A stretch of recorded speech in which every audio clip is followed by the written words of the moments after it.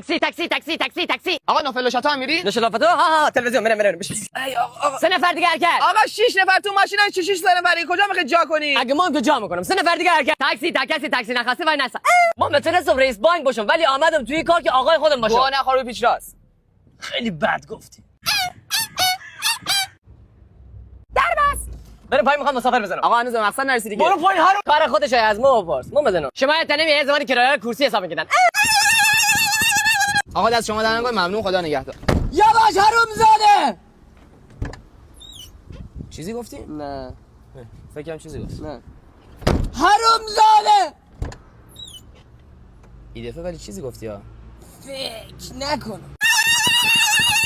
آقا بخش میشه کولر بزنی هوا خیلی گرمه. کولر چی بزنین هوا بهشته شیشه پایین باد. بخش میشه کولر بزنی واقعا هوا گرمه. شش بزن شیشه بدم بالا کولر تا 4 اسی بعد بزنم خیلی گرمه خانم.